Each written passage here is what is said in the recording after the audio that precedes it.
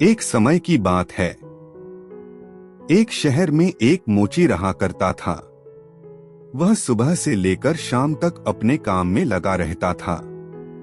उसे दुनियादारी से कोई लेना देना नहीं था। सड़क के किनारे छोटी सी जगह में वह अपना जीवन यापन करता था। उसे अपने काम में महारत हासिल था।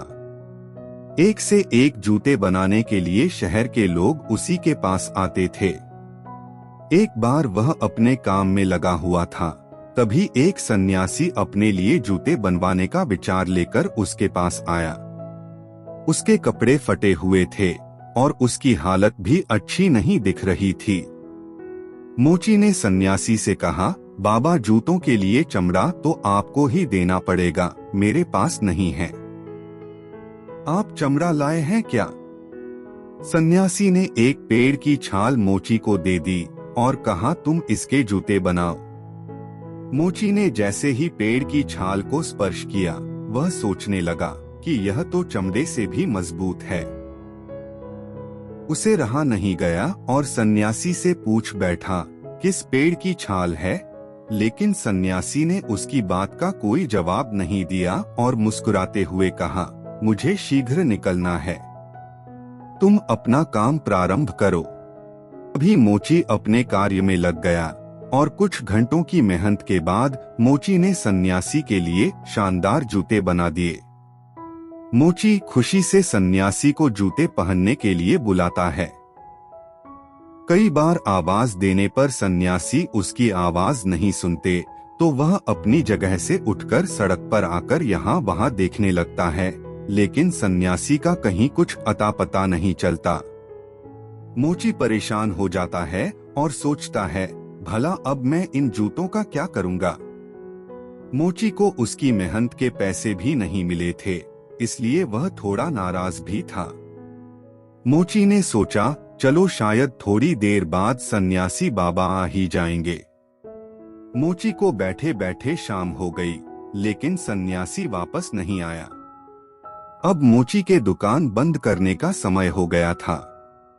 तभी वह सोचता है, घर के लिए थोड़ी सब्जी ले आऊं, और वह वही जूते पहन लेता है जो उसने सन्यासी के लिए बनाए थे। जैसे ही वह जूता पहनता है, अगले ही पल वह सब्जी मंडी में आकर खड़ा हो जाता है, जहां आने की बात वह मन में सोच रहा था। मोची बाजार के बीच में पागलों की तरह बर्ताव करने लगता है, क्योंकि उसे यह बात बहुत अजीब लग रही थी कि वह इतनी जल्दी यहाँ कैसे पहुँचा। वह सोचता है कि उसे तो सड़क के किनारे होना चाहिए था, और अगले ही पल वह सड़क के किनारे खड़ा नजर आता है। अब मोची का दिमाग चलना शुरू हो जाता है। उसे समझ में आने लगता है कि हो न हो ये जूतों का ही कमाल है, जिसकी वजह से वह पलक झपकते ही कहीं भी पहुंच पा रहा है। इस बात को साफ करने के लिए वह कई जगह मन में सोचता है। एक एक करके हर जगह पल भर में ही पहुंच जाता है। उसकी खुशी का कोई ठिकाना नहीं था, मानो उसने जीवन में सब कुछ पा लिया था। तभी मोची इच्छा करता है कि वह खूबसूरत घर में पहुंच जाए, और वह जूतों के चमत्कार से पलक झपकते ही वहां पहुंच जाता है। घर की सुंदरता देखकर वह खुशी से झूमने लगता है। ऐसा लगता है मानो यह घर उसी के लिए बना हो। वह डाइनिंग टेबल में रखे अखबार को उठाकर पढ़ने लगता है। तभी उसे अखबारों में दो देशों के बीच में जंग होने की खबर दिखती है, और उसके मन में जंग को पास से जाकर देखने का विचार आता है।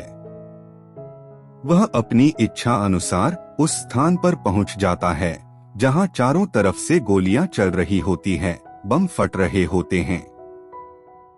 जैसे ही वह जंग के मैदान में आता है तो एक गोली उसके सीने में आकर घुस जाती है और मोची वहीं गिरकर अपना दम तोड़ देता है।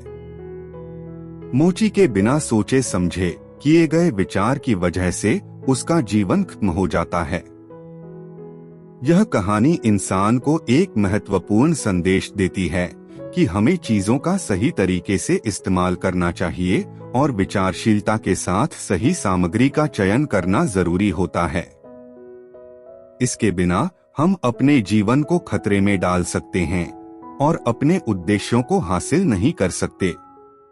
मोची ने जूतों के चमत्कार की ओर ध्यान नहीं दिया और उन्हें अपने आप में एक महत्वपूर्ण साधना के रूप में नहीं देखा, जिससे वह अपने उद्देश्यों की प्राप्ति कर सकता था। इसके बजाय वह उन्हें एक साधु से मिलकर कुछ और होने का दोष देता है, जिससे उसका स्वागत और भी खराब हो जाता है। इस कहानी से हमें ये संदेश मिलता है कि हमें अपने जीवन में ज्यादा विचार करना चाहिए और चीजों को सही तरीके से समझना चाहिए, ताकि हम अपने उद्देश्यों की प्राप्ति कर सकें और अपने सपनों को पूरा कर सकें।